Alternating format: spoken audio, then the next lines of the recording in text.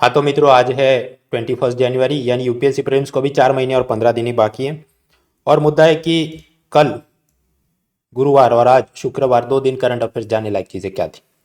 Economy में कुछ समाचार, ऑब्लिगेटरी सेसेशन, सेबी का सारथी ऐप, फिर अमर जवान ज्योति को विलीन किया जाएगा, अल्टीमीटर को 5G टेक्नोलॉजी से क्या प्रॉब्लम है, कल्चरल कैपिटल और रिजर्वेशन वो क्या कैसे कनेक्टेड है वगैरह। Let start with economy. अब कुल मिलाकर बात ऐसी है कि कोई जनरल इंश्योरेंस कंपनी जैसे रिलायंस, वो किसी फैक्ट्री मालिक को फायर इंश्योरेंस कवर बेचती है कि आपकी फैक्ट्री में आग लग जाए तो हम आपको प्रोटेक्ट करेंगे, आप 100 रुपये का डैमेज हम कवर करेंगे। और सामने ये फायर इंश्योरेंस के लिए वो वाले फैक्ट्री मालिक ने इसको प्रीमियम में पैसा दिया होगा, जो भी 10 रुपये 20 रुपये वगैरह। तो ये जितनी एश्योर्ड अमाउंट है, कितनी, 100 रुपये, उसका 4% रिलायंस जनरल इंश्योरेंस ने, एक सरकारी कॉरपोरेशन है जनरल इंश्योरेंस कॉरपोरेशन GIC, उसे 4% ऑफ दिस 100 अश्योर्ड अमाउंट, इतनी रकम देनी होगी एज ऑब्लिगेटरी सेसेशन। ऐसा क्यों करना है? क्योंकि ये सब IRDAI इंश्योरेंस एक्ट, उन सब में ऐसे प्रावधान है। GIC का काम क्या है? वो जब ये वाली रिलायंस कंपनी को प्रॉब्लम्स आ जाए, कोई एडवर्स इवेंट हो जाए, तो वो इसे प्रोटेक्ट करेगा। तो जैसे वो एक प्रकार से आप सोचिए DICGC, जो बैंक बंद होने पर डिपॉजिट होल्डर का नुकसान की भरपाई करता है और सामने बैंकर्स ने उसे प्रीमियम की रकम देनी पड़े, ऐसा ये कुछ मामला चलते रहे। अब ये असल में कैसे काम करता है, क्या ये ऑब्लिगेटरी सेसेशन एक चीज़ है और उसके अलावा री इंश्योरेंस के लिए अलग से प्रीमियम भरना है कि नहीं, वो सब में हम लोग अपना दिमाग खर्च करने नहीं बैठेंगे। दो कारण है।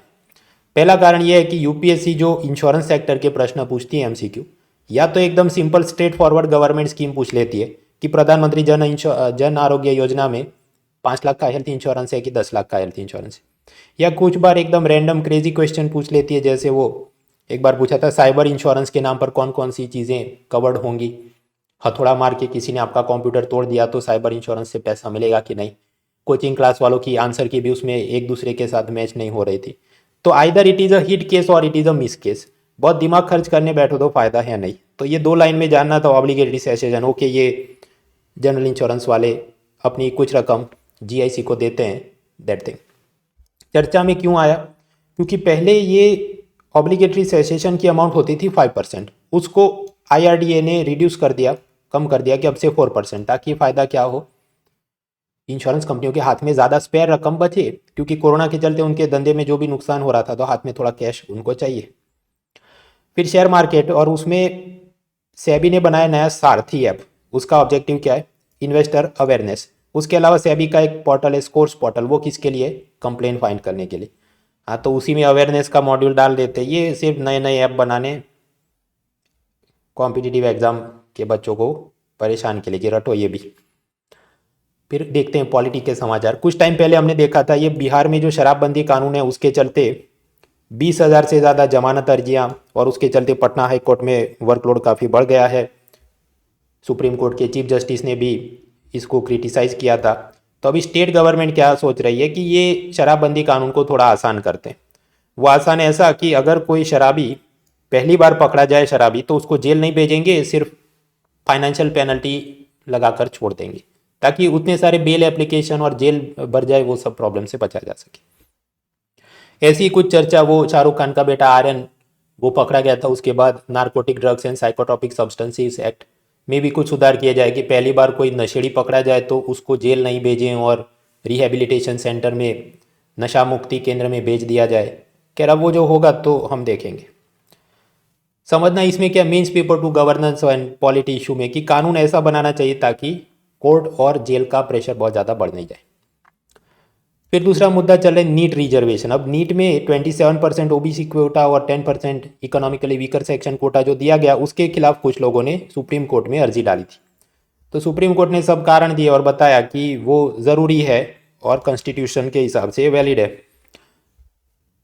उसमें नया तो जानने को कुछ नहीं, ये सब बोल बच्चन, ताकि मेंस में कुछ पूछा जाए तो आपके पास वोकेबुलरी होनी चाहिए। ये कितने वर्ड्स हो गए? बात तो एक लाइन की है कि कॉन्स्टिट्यूशनली वैलिड है, लेकिन लिखने को 130 वर्ड्स अपने पास अब हैं।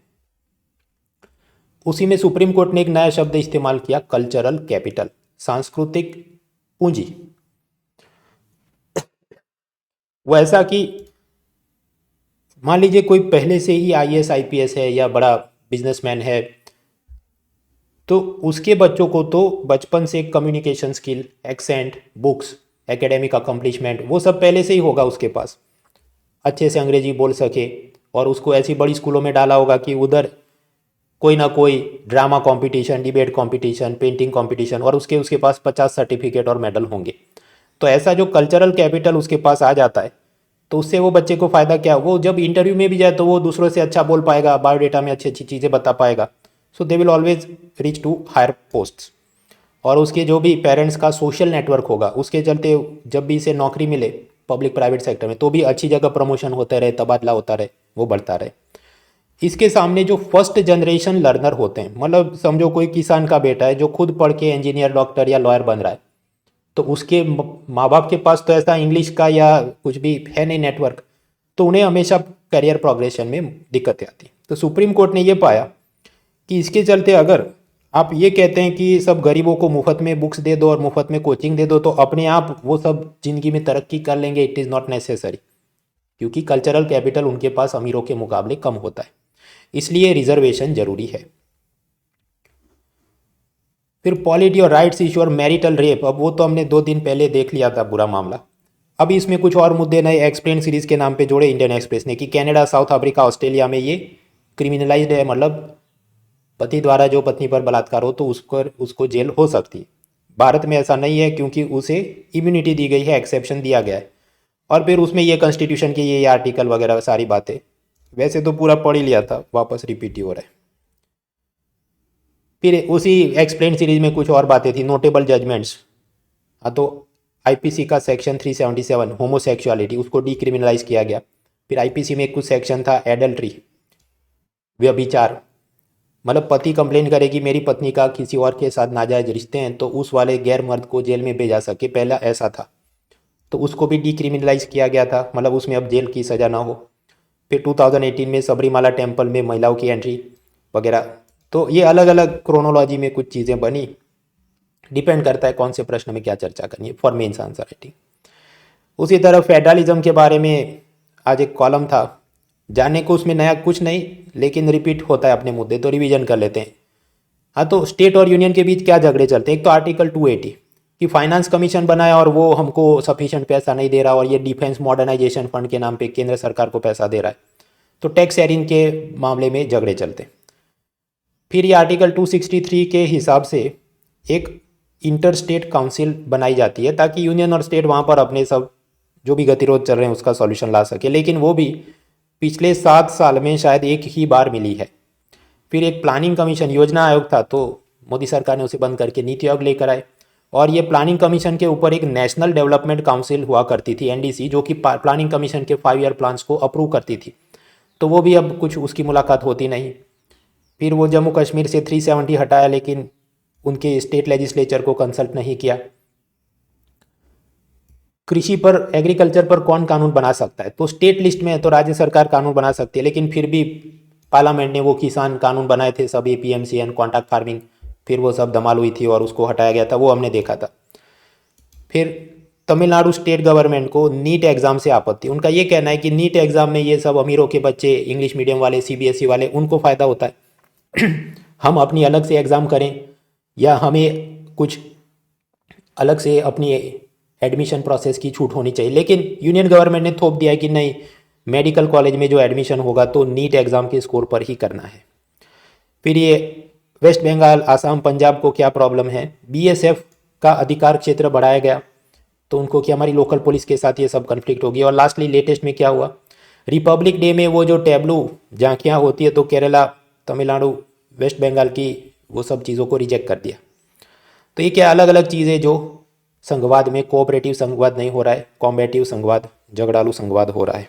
फेडरलिज्म चैलेंजेस और क्या, अमर जवान ज्योति, ये 1972 में प्राइम मिनिस्टर इंदिरा गांधी ने अमर जवान ज्योति इंडिया गेट पर लगाई थी, ताकि जो 1971 जब बांग्लादेश की मुक्ति के लिए भारत और पाकिस्तान के बीच जो लड़ाई हुई थी, उसमें जो शहीद हुए जवान, उनको श्रद्धांजलि देने के लिए ये हमेशा अमर जवान ज्योति चलती रहती है। तो अब इसको बंद किया जाएगा, क्योंकि 2019 में प्राइम मिनिस्टर मोदी ने इसी इंडिया गेट के 400 मीटर करीब एक नई चीज़ बनाई है, नेशनल वॉर मेमोरियल, और वहाँ पर भी ऐसी एक ज्योति जल रही है। तो अब आने वाले कुछ दिनों में ये करेंगे, इधर से मशाल से ये वाली ज्योति लेकर वहाँ ले जाएंगे और इसे बुझा दिया जाएगा। So that is the new current affairs. फिर इंटरनेशनल रिलेशन, डिफेंस, टेररिज्म। बात यह है कि यूनाइटेड नेशन की एक ऑर्गेनाइजेशन है, ग्लोबल काउंटर टेररिज्म काउंसिल, जिसका चेयरमैन अभी भारत बना है, और उन्होंने एक इंटरनेशनल काउंटर टेररिज्म कॉन्फ्रेंस भी बनाई। तो ये परिषद में, सम्मेलन में भारत सरकार ने क्या कहा? पहला उनका ये कहना है कि ये जो 9/11 सितंबर 11 को जो वर्ल्ड ट्रेड सेंटर अमेरिका में लादेन ने एरोप्लेन से अटैक करवाया था, उससे पहले का ज़माना क्या था? माई टेररिस्ट वर्सेस योर टेररिस्ट, मतलब अमेरिका तालिबान को मदद करे तो वो लोग अभी टेररिस्ट नहीं है, फिर कि नहीं अब ये सद्दाम हुसैन किसी की मदद करे तो वो टेररिस्ट है। तो ये वाली सब जो दिमाग है उससे हमने ऊपर उठना होगा। फिर भारत सरकार का ये कहना है कि क्रिश्चियन फोबिया, इस्लाम फोबिया, एंटी सेमेटिज्म, मतलब यहूदियों के खिलाफ घृणा, वो तो चल ही रहा है, लेकिन अब एक नया भी चल रहा है कि हिंदू, बुद्धिस्ट और सिख के खिलाफ भी रिलीजियोफोबिया चल रहा है। तो उनके साथ जो भी भेदभाव, घृणा और अटैक किए जाते हैं उसके खिलाफ यूएन बोले और अलग अलग सरकार एक्शन ले। और तीसरा, ये जो नए नए शब्द इस्तेमाल होते हैं, right wing terrorism, left wing terrorism, तो भारत सरकार का ये कहना है कि ये जो राइट विंग, लेफ्ट विंग है वो सब लोकल और रीजनल नैरेटिव्स हैं, वो तो कौन से देश में क्या राजनीति चल रही है, लेकिन वो सारी बातों को ग्लोबल नैरेटिव्स में आप बिठाने की कोशिश करेंगे, इट विल बी इरेनियस। आसान भाषा में कहना हो कि मान लीजिए ये कुछ नक्सलाइट कर रहे हैं या म्यांमार में कुछ हो रहा है, तो वो जो पर्टिकुलर टेरर ऑर्गेनाइजेशन है उसकी क्या विचारधारा है, राइट विंग है या लेफ्ट विंग है, कैपिटलिज्म में बिलीव करता है या कम्युनिज्म में। अगर हम ऐसा सब बोलना शुरू करेंगे तो जब भी यूनाइटेड नेशन सिक्योरिटी काउंसिल में कुछ मामला है कि इस पर सैंक्शन, प्रतिबंध लगाना है, तो अमेरिका ने ये तो कैपिटलिस्ट है इसको मत करो, रशिया चाइना की नहीं ये तो कम्युनिस्ट है तो इसको मत करो, ऐसा सब कंडोनिंग एंड डाउन प्लेइंग शुरू हो जाएगा depending on the national ideologies. इसलिए ग्लोबल स्टेज पर जब हम चाहें तो आतंकवाद को आतंकवाद के रूप में देखना चाहिए, धर्म के हिसाब से भी नहीं और पॉलिटिकल आइडियोलॉजी के हिसाब से भी नहीं। अब इसमें भी नया तो कुछ नहीं, जानते ही हम ये सब, लेकिन बोल बच्चन करने के लिए मेंस में कुछ पूछा जाए, मेंस पेपर 3 टेररिज्म और उसका कुछ निबंध, तो अपने पास ये क्या हो गया, 110 वर्ड्स का माल जमा हो गया। साइबर सिक्योरिटी, ये भी मेंस पेपर 3 का मुद्दा। आप जानते हैं बीजिंग में विंटर ओलंपिक्स होने वाले हैं, तो ये अमेरिका, फ्रांस वगैरह वेस्टर्न कंट्री के अगर कोई एथलीट जा रहे हों तो वो सब देश ने ये बोला है कि आप सब लोग बर्नर फ़ोन यूज़ करना। बर्नर फ़ोन मतलब सेकेंडरी फ़ोन आपने खरीदा, यूज़ किया और फेंक दिया, उसको चीन में ही यूज़ करके चीन में फेंक देना, वापस अपने फ्रांस देश में मत लाना। क्यों? वरना उसमें चाइनीज़ हैकर ने सब मालवेयर इंस्टॉल किए होंगे, उसकी मदद से फ्रांस की नेशनल सिक्योरिटी को खतरा हो सकता है। फिर न्यूज़पेपर कॉलम, अब कुछ वो विराट कोहली वो कैप्टन नहीं है और वो कितना महान था, बड़ी बड़ी कॉलम डाली गई है। फिर रशिया और यूक्रेन का क्या झगड़ा चल रहा है, कुछ नया जानने लायक नहीं, कि ठीक है इंग्लिश बेटर करने के लिए पढ़ा तो ठीक है। एक्सप्लेन सीरीज में भी कुछ खास मज़ेदार नहीं थी। आईएएस ऑफिसर को सेंट्रल गवर्नमेंट में डेप्यूटेशन पर भेजा जाए और वेस्ट बंगाल को उससे आपत्ति है, वो हमने 2 दिन पहले पढ़ लिया वही। फिर ये हाउती जो यमन के अंदर की रेबल्स, विद्रोही हैं, जिसको ईरान मदद करता है, और ये लोग सऊदी अरब और यूएई के खिलाफ ड्रोन अटैक करते रहते हैं। अब ये हाउतीज़ क्या हैं और उनकी क्या पूरा 15वीं सदी से इतिहास है, ऐसा सब एक्सप्लेन सीरीज डाला है, हम पढ़ने नहीं बैठेंगे कि हमको 1-2 लाइन में जो पता होना चाहिए, अच्छा ये इनका झगड़ा चला है जिससे इंडिया की एनर्जी सिक्योरिटी को प्रॉब्लम, और हम अगर सऊदी और यूएई को बहुत ज़्यादा इस पर मदद करेंगे तो ईरान नाराज़ हो जाएगा, तो हमको बैलेंस करना है वगैरह, जो 2-3 लाइन वो तो हम पहले ही समझ चुके हैं। सिवाय कि अगले 15 दिन में आपका इंटरव्यू हो तो ये हाउती पर और दिमाग खर्च करने की ज़रूरत नहीं कि वो शिया है या सुन्नी है या क्या 15वीं सदी में उसका इतिहास था। फिर मुद्दा चल रहा है अल्टीमीटर। अल्टीमीटर मतलब ये एरोप्लेन, स्पेसक्राफ्ट, मिसाइल वगैरह में ऐसा एक डिवाइस होता है जिससे ये पता चले कि वो ज़मीन से कितनी ऊंचाई पर है, वो होता है अल्टीमीटर। अब वो बैरोमेट्रिक मतलब एटमॉस्फेयर के प्रेशर के हिसाब से भी काम करे ऐसा होता है, तो फिर लेज़र वाला भी हो सकता है, या रेडियो या रडार फ्रीक्वेंसी वाला भी होता है।